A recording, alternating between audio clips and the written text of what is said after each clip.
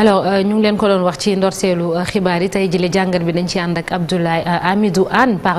nekk politologue monsieur Anne ñu ngi lay nuyu di la ziar di la dalal jàmm. maa ngi lay nuyu soxna Nata. di nuyu Chérif ak mon ami Abdoulaye que j'ai le plaisir de retrouver. nuyu aussi Cheikh Tidiane ak seen téléspectateurs. merci beaucoup jërëjëf alors tey Hamidou da nga bëgg a taxaw ci mouvement F24 ndax yaa ay mois ci ginnaaw lañ ko fi tegoon bokk na ci li leen taxoon jóg ñu ne président Macky Sall xañ na du def troisième mandat et tout gis nañ ni loolu c'est un débat qui est dépassé maintenant ba am yeneen am na ñu bëri jàpp sax ni jamono ji mouvement bi dafa xaw a néew doole lan moo tax. waaw mouvement bi pour man néew na doole parce que li ko taxoon a jug di donc empêcher président Sall nee nañ def troisième mandat. Ce n'est plus à propos parce que dans son discours du 3 juillet président Macky Sall nee na moom du présenté waat pour élection 25 février 2024. donc loolu effectivement day niilal daanaka ñoom li ñu newoon loolu la ñuy xeex mais pour man. seen faiblesse bi c'est plus profond que cela. C'est-à-dire que dafa nekk mouvement boo xam ne amul ce qu'on appelle en politique l'incarnation. C'est-à-dire que ay nit ñoo xam ne dara boolewu leen ñoo dajaloo pour trouver une cause mooy troisième mandat. donc cause boobu bu daanoo rek comme ñoom amuñu woon vision ci société Sénégal amuñu woon une vision de transformation de la société des manières de faire des pratiques dafay nekk dafay sooxe dafay faible trop. comme argument troisième mandat moo tax bu daanoo rek finalement da ngay gis ne même aura bi ñu fi amoon ci quelques semaines dafay ànd ak moom quoi. mais dégg nañ leen ñu évoquer yeneen tamit ginnaaw loolu. wàllum ay des personnes yi ñu considéré comme ay détenus politiques ak situation sociale ak économique. de façon générale maanaam bàyyi nañu wàllum mandat bi puisque ce n'est plus d'actualité. indi yeneen ci seen kanam ndax loolu mën na leen a boole xaj na wala mën naa sotti. dafay constituer ci ay problèmes yi politique Sénégal déjà le nombre de partis yu ñu am nga xam ne ëpp na 300. et que dafay nekk chaque année. wala weeru 6 mois yu nekk dañuy gis organisation bu bees bu jóg di défendre loo xam ne ñu ngi ko doon défendre ñetti weer wala juróom-benn weer ci ginnaaw. am nañ fii suñuy ressources bul ko la je sais pas comment ça s'appelait li Y'en a marre tegoon aar suñu moomeel aar lu ñu bokk ñoo lank F24 les résidus encore du M23 boole kooku aussi li parti politique yi ne loolu ñuy xeex finalement tu te rends compte que tout ceci amul cohérence tout ceci amul profondeur et que on fait plus de l'agitation que vraiment de la portée politique et et du sens politique dans ce qu'ils font. léegi nee nga ni M23 maanaam ñu bari dañoo ñëw booloo fa rek te. F24 c'est un mouvement un peu hétéroclite mais lan moo ko différencier vraiment ak M23 boobu woon parce que j'imagine bi ñu teg M24 bi c'était pour def ko benn genre M23 bis. cloné ko mais. amuñu li nga xamee ni léeg-léeg réussite bi mu amoon ak maanaam dayoo bi mu amoon M24 amu ko. ci ni mu juddoo la parce que M23 bi muy juddu dafa nekk mouvement boo xam ne da doon xeex ci li Ablaye Wade ne woon day changer forme républicaine du Sénégal c'est-à-dire que mooy projet de loi bi ñu fi bëggoon def 2011 nga xam ne dañ naan léegi ku njëkk am 25% yow yaa gagné maanaam benn électeur sur 4 bu la votelee yow yaay gagné quart bloquant bi ñu bëggoon mobilisation exceptionnelle am de tout le peuple sénégalais dans ses différentes entités et ses sensibilités ñu taxawal M23 mu amoon aussi ay kilifa yu mag yu ci nekkoon notamment Alioune Tine je pense mu ngi ci woon Mame Adama Gueye mu ngi ci woon mon ami Abdoul Aziz Diop mu ngi ci woon ak aussi des jeunes des femmes de toutes les composantes à l'époque ñun ñu xeex lu ñuy xeex mais finalement bi alternance 2012 amee da ngay rendre compte aussi presque organisation yi da ngay nangu en fait il faut accepter de tuer les organisations da ngay nangu ne dañu am une durée de vie dañuy juddu am croissance après am décroissance après da nga leen nangoo rey mais aujourd'hui boo xoolee M23 tasaaroo na d'ailleurs ci pàcc yu bëri am na ñuy woowee seen bopp COS M23 il y a encore les jeunes du M23 qui 15 ans après disent encore qu'ils sont jeunes. F24 c'est différent parce que man ça c'est ma lecture personnelle bi ma am ci F24 j'ai plus l'impression que F24 c'était l'antichambre ou l'appendice d'un parti politique qui défendait un groupe politique qui défendait même un groupuscule et un homme politique. Mais ce n'était pas c'était l'homme politique monsieur Ousmane Sonko dont le parti d'ailleurs a été dissous. F24 loolu la doon gën a nduru que en fait un mouvement fondamentalement républicain qui défend des principes et des valeurs. Je pensais que foofu la ñu gënoon a jublu que tere troisième mandat am parce que ñoom loolu la ñu waxoon troisième mandat moom la ñu jóg pour mu bañ a am ci réew mi quelques mois après loolu jeex donc tu penses que fa la waroon jàll sëy pour man fa la waroon jaar sëy pour man aussi et liy firndeel peut-être su ma gis-gis je peux me tromper mais su ma gis-gis mooy dama gisul F24 jël une prise de position à chaque fois que l'État du Sénégal a été menacé à chaque fois qu'un parti politique a appelé au coup d'État à chaque fois qu'un leader politique a appelé à déloger un président démocratiquement élu dama jàpp ne boo nekkee une organisation citoyenne boole ay sensibilités yu bari tu te poses sur des principes mais dama gisul ci lépp loo xam ne ni menacé nañ ko état yi sànni nañ cocktail molotov ci bus rey ñaari dama gisul F24 def communiqué ne loolu da koy naxar. mais ay partis politiques yu nekk ci opposition bi ñoom ñoo ko seq ak certainement ay membres société civile bi te maintenant Sénégal dañuy wax ni membres société civile yi dañoo coloré soit dañuy jàppal tànk kuje gi soit dañuy jàppal tànk ñi nga xam ne ñoom ñoo fare ci nguur gi est-ce que du loolu la tamit parce qu'il y a que des partis de l'opposition yi nekk ci F24. le fonctionnement de l'espace public sénégalais effectivement loolu lay wane dafa am mouvement qui se dit société civile ñoo xam ne effectivement majorité bi la ñu gën a jege dans leur prise de position ci ni ñuy waxee ak ci ni ñuy doxalee moo am aussi mouvement peut-être yi ci gën a siiw du ma leen citer mais yi ci gën a siiw yoo xam ne plus opposition la ñu gën a jote et même au sein de l'opposition dafa am parti bu ñu gënoon a jàppal tànk parce que dañu jàppoon ne selon les dynamiques de l'époque il y a 6 mois il y a 1 an parti boobu jàppoon nañ ne am na doole boo xam ne mën na leen yóbbu au pouvoir pour ñu cëru seddu loolu la mbir mi gënoon a nuru que défendre encore une fois des principes damay fàttali Cheikh Tidiane dafa am le 1er juin un parti politique bu bind na ne armée bi daaneel nguur gi jël réew mi dama gisul Africa Jom wax ci dama gisul Y'en a marre wax ci dama gisul et là je parle pas des partis politiques je parle des organisations qui se disent de la société civile dama gisul benn organisation de la société civile bu jël kàddu naqarlu loolu dama gisul aussi ci les forces sociales ce qu'on appelle les forces syndicales ce qu'on appelle en France les corps intermédiaires Ablaye xam ne li may wax dama gisul aussi ñoom une responsabilité sur les citoyens et sur la société naqarlu parce que loolu moo gën a graaw ci réew mooy menacer daaneel un régime démocratiquement élu. mais de l'autre côté aussi am na gis nañ nguur gi aussi surtout fan yi waa F24 lu mëbët ci wàllu manifestation ñu tale leen ko loolu est-ce que mën na ko accepter aussi ci démocratie. mënuñu ko nangu ci démocratie parce que ci démocratie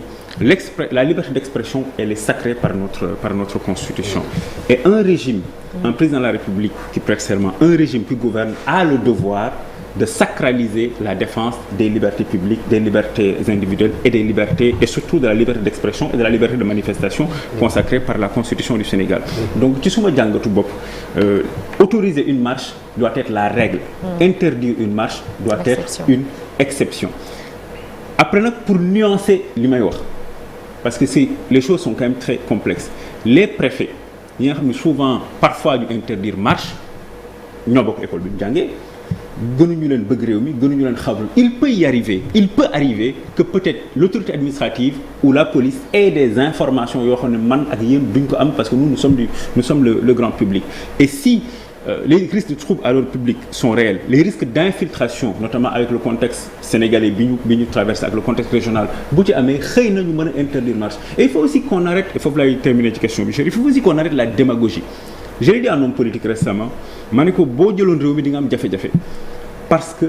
di nga interdire marche yow tamit et chaque fois on te sortira les vidéos bi nga naan damay marche par force donc moi pour résumer interdire systématiquement une marche est inacceptable dans une démocratie dont le serment. On a l'impression que loolu lañ gis nag maanaam interdiction systématique. loolu mënu nekk yoon. man en tout cas du ma ci d'accord. sànq yaa ngi wax ci M23 évidemment peut-être que am na loo leen nangul comme acquis. Absolument. ci combat bi nga xam ne moom lañ doon mën a ci 23 juin est-ce que pour faire le parallèle am na loo xam ne acquis lañ ko mën nañ ko considérer comme acquis pour le F24 ci combat bi ñu nekkoon principalement bi nga cité ci contre le 3e mandat te président Macky Sall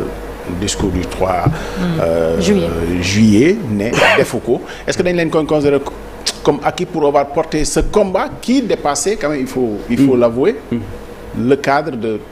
yaa ko cité Ousmane Sonko et Pastef parce que c'était un combat de presque toute l'opposition est-ce que dañ leen considérer comme acquis en ce moment-là wala dañ ko féete woon te moomuñu ko man mënoon naa ko jàppee acquis su fekkee ne le président de la République dafa waxoon ne day nekk candidat non parce que M23 je précise juste la question parce que M23 on continue évidemment on n'est jamais sûr on continue à considérer que mobilisation bi moo tax Abdoulaye Wade reculé woon absolument si on poursuit le parallèle mën nañu xalaat ni aussi mobilisation yi moo tax président Macky Sall reculer évidemment defu ko. Abdoulaye Wade tamit demul ba au bout. Pour son projet. Est-ce qu'en ce moment-là on considère que c'est un acquis de la mobilisation ou pas? Pour moi, les deux cas sont quand même relativement différents parce que gisuma F24 organisé mobilisation bi ñu gisoon le 23 juin 2011 nga xam ne c'était presque tout le peuple sénégalais dans ses différentes sensibilités moom moo ñëw à la place Soweto. Est-ce qu'en ce moment-là ça ne rejoint pas la question de Chérif parce que c'est les interdictions aussi de mobilisation qui ont souvent empêché ces manifestations-là d'avoir lieu. Gis nga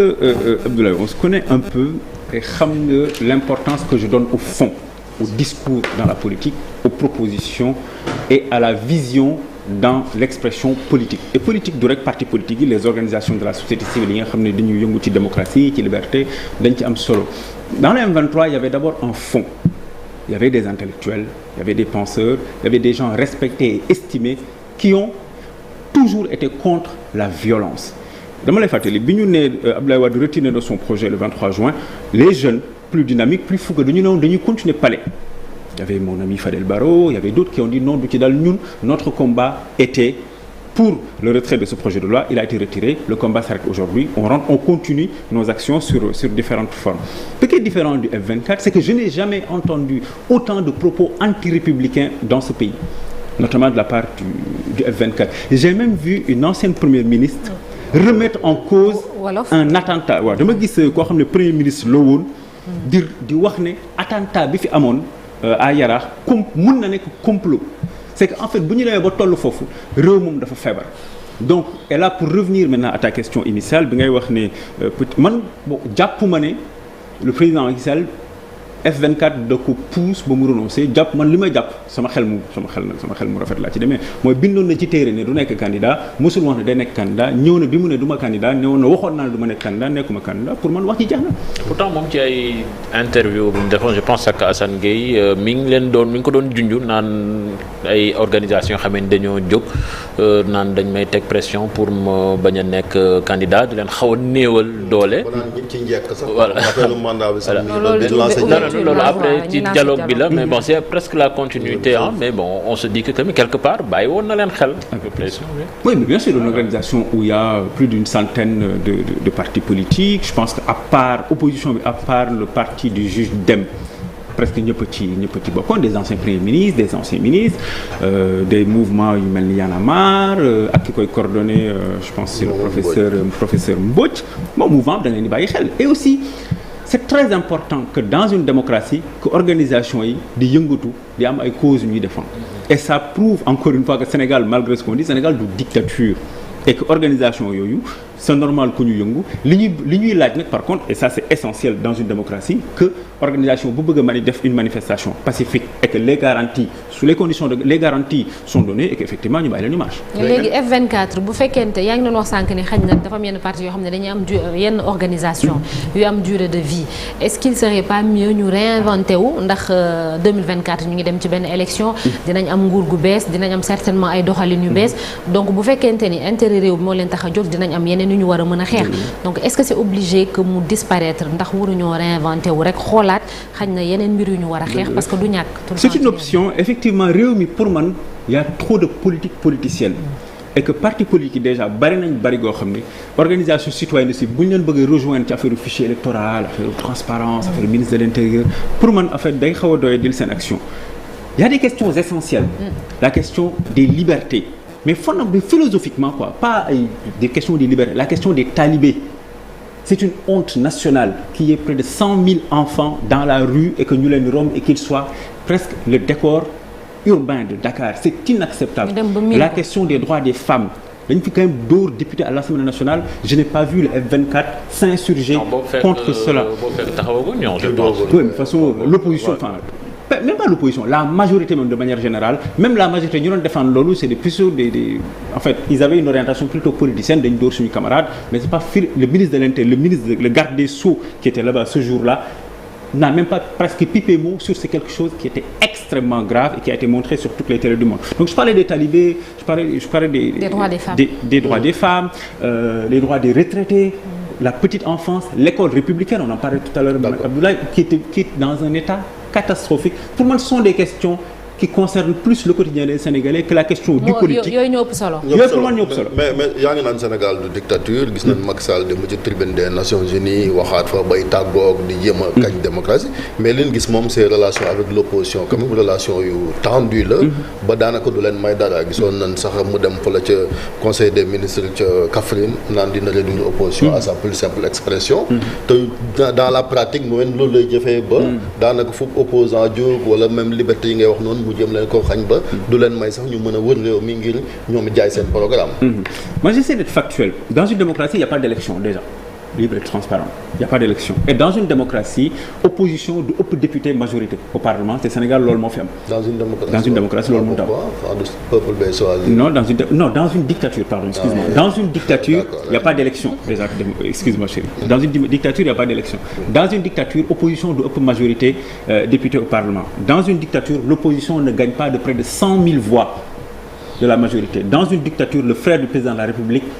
journaliste animateur de télé mënu ko gagner à la mairie. Ce n'est pas possible. Il faut qu'on soit beaucoup plus sérieux et beaucoup plus rigoureux. Je pense qu'il y a des pays en Afrique et dans le monde qui vivent des dictatures sanguinaires. Je ne vais pas les citer et qu'en fait il faut que les Sénégalais soient beaucoup plus rigoureux. Les hommes politiques sénégalais soient beaucoup plus rigoureux et beaucoup plus sérieux. Et tout ceci, pour moi, c'est le symptôme de quelque chose. Moi, que les hommes politiques sénégalais ne travaillent pas sur des programmes, ne travaillent pas sur des propositions réformatrices, ne travaillent pas sur de nouvelles visions et de nouvelles pratiques. Moi, finalement, ils se contentent sur des facilités qui sont à la limite, je suis désolé, des choses extrêmement puériles dans le Sénégal dictature. Dans une dictature, le président ne dit pas adieu. Au-delà du fait politique et de ce qui concerne les politiques, il y a quand même quelque chose qui traduit des restrictions de liberté pour des citoyens qui n'ont rien à voir avec la politique. Peut-être que c'est les dégâts collatéraux des activités des politiques. Est-ce que mën nga toll aussi ci dénoncer ci ni lu mën di xew am na citoyens yoo xam ne waruñu leen a xañ seeni activités je donne par exemple lu xew rek ñu interdire nit ñi te ay déplacements par exemple les deux roues te ñu xam ne ay activité la je sors même du cadre des politiques qui disent mais ñun ok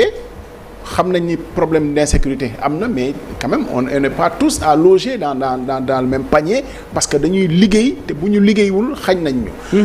on arrive à restreindre les libertés. Par exemple, les gens travaillent aujourd'hui beaucoup avec le numérique, avec le digital. Quand on arrive à ces situations-là, on n'est pas dans une situation de dictature des pays que tu ne veux pas citer, qu'on ne va pas citer non plus, mais quand même, c'est des faits de restriction de liberté yoo xamante ni peut-être l'autorité a le devoir autant de préserver la sécurité, parce qu'on lui a donné les moyens, mais autant aussi de nous garantir nos droits, nos libertés individuelles. dëgg la Abdoulaye gis nga dafa am benn borom xam-xam bu mag français bu tudd François Sureau boo xam ne man ci wàllu liberté presque sama référence la ci dafay wax ne souvent quand quelqu'un te dit liberté baax na de mais sécurité nee na kooku gëmul liberté sécurité la gëm quand quelqu'un te dit sécurité baax na de mais liberté kooku liberté la gën a gëm man nag ci deuxième boobu laa bokk man liberté laa gëm et je l'ai beaucoup écrit je l'ai beaucoup dit je suis fondamentalement un intégriste de la liberté de la laïcité et de la République. Pourquoi tu peux pas être pour le parti pris des deux à la fois parce que c'est possible aussi. Non mais bien sûr non quand quelqu'un veut s'en prendre physiquement à des institutions publiques ou privées effectivement dañ koy jàpp non je ne suis pas un anarchiste non plus gëm naa sécurité parce que c'est important mais liberté laa gën a gëm parce que jàpp naa ne par exemple marche bu ñu ko encadré depuis suffisamment de moyens mooy garantir l'expression de la liberté des marcheurs ñu wax seeni revendications après dem mooy garantir aussi la sécurité des citoyens ainsi que de leurs biens. Ablaye ma répète ko du ma d'accord ci restriction des libertés de manière gratuite et de manière systématique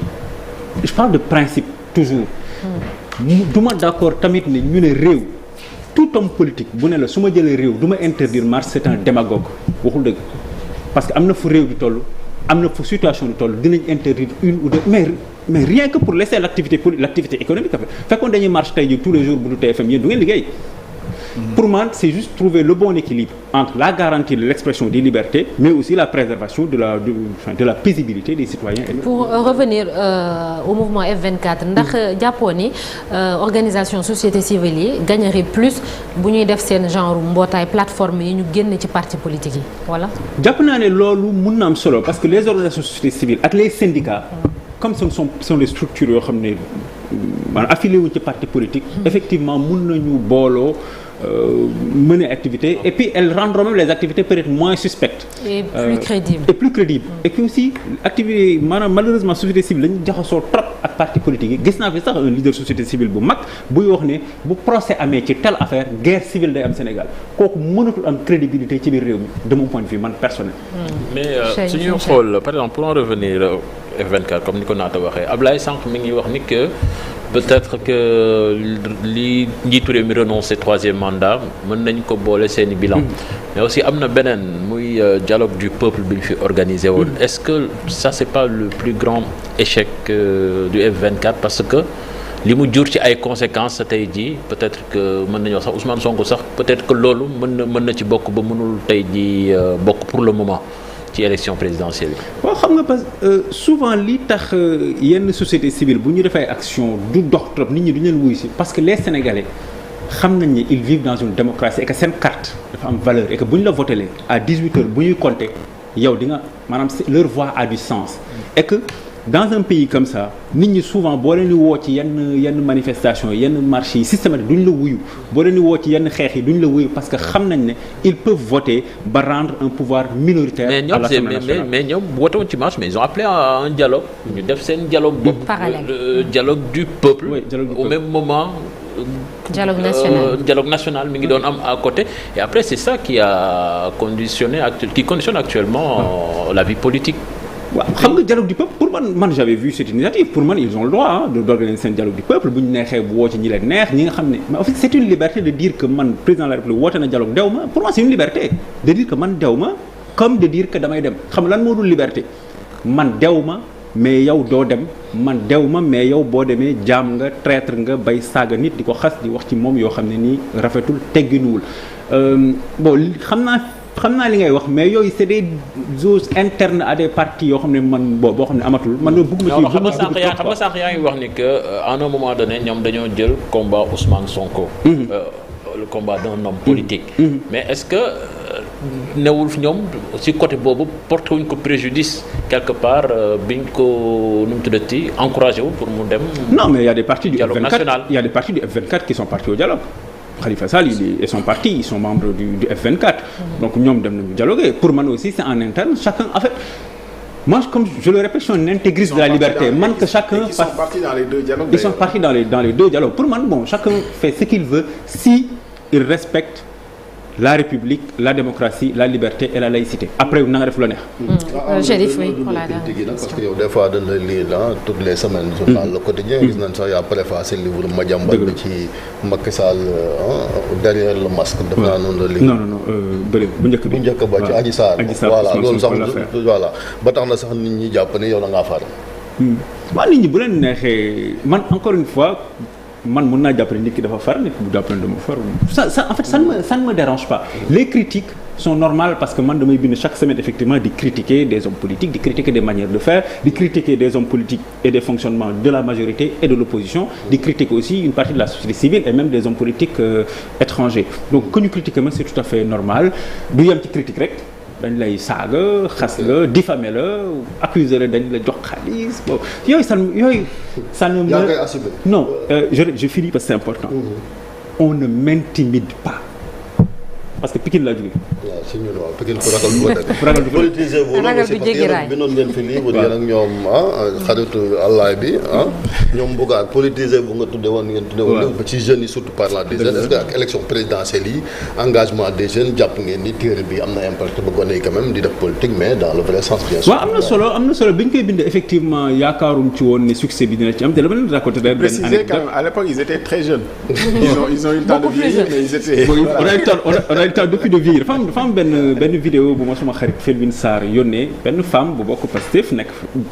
parti boobu ñu tas d'ailleurs Pastef temps yooyu femme boo xam ne amoon na ci vraie responsabilité mu ne moom politisez-vous moo tax muy dugg ci politique te ku ma xam ne je suis nëbbuma ko j'ai été un adversaire farouche de ce parti-là bi muy am parce que pour man il n'était pas républicain mais ku bokk biir Pastef temps yooyu amoon fa responsabilité nee na suñu livre moo tax muy politique. J'ai envie d'interroger le politologue et puis je finirai par de quoi ce foisonnement est-il le nom? Je le dis en wolof en fait parce qu'il y a deux façons de voir ñiy wax ni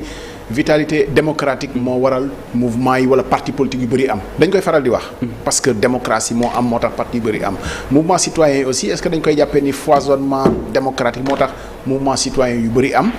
wala ni ñu war a réguler parti politique yi dañu war a peut-être réfléchir aussi ci nu ñuy réguler juddu mouvement citoyen mais en ce moment comment on fait sans que mu nuru restriction de liberté. Évidemment je finis par une séquence je vais ça ne m'arrive pas tout le temps mais je vais témoigner 2 secondes sur Hamidou. En fait c'est un intellectuel, Hamidou Hané. C'est quelqu'un qui lit tout ce qui lui passe entre les mains, qui est un intellectuel, qui est un fou en fait en réalité parce que c'est vrai il dit des choses peut-être en temps normal mën na ci xalaat les conséquences parce que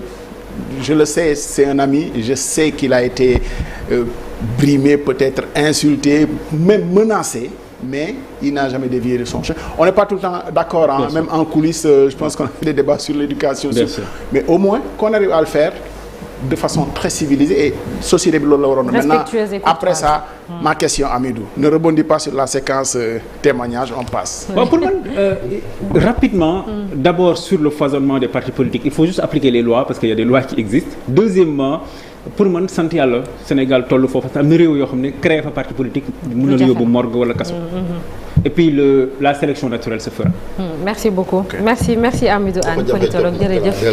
dafa jafe jot mais nee na dina ñëwaat mercredi incha allah. nee naa ko 2025 dinaa ñëwaat. ah ouais déedéet Hamidou ñëwal semaine prochaine incha allah. VIP bi moo tax numéro demande sociale la numéro VIP bi. Merci beaucoup Hamidou jërëjëf merci pour rester avec nous. Alors malheureusement suñu invité bi dafa bloqué ci embouteillage bi xam ngeen ak taw bu metti bi Dakar dafay jafe circuler certainement ñu ngi ciy jéggalu bu baax a baax. moom voilà en tout cas Ndeye Nogay Babel Sow voilà elle est en retard bloquée par les embouteillages dans les embouteillages ndax taw bu méttee métti bi ñu ngi ciy jéggalu suñu téléspectateurs yi bu baax en attendant météo bi dañuy jàll ci une l'Observateur ak Journal Record.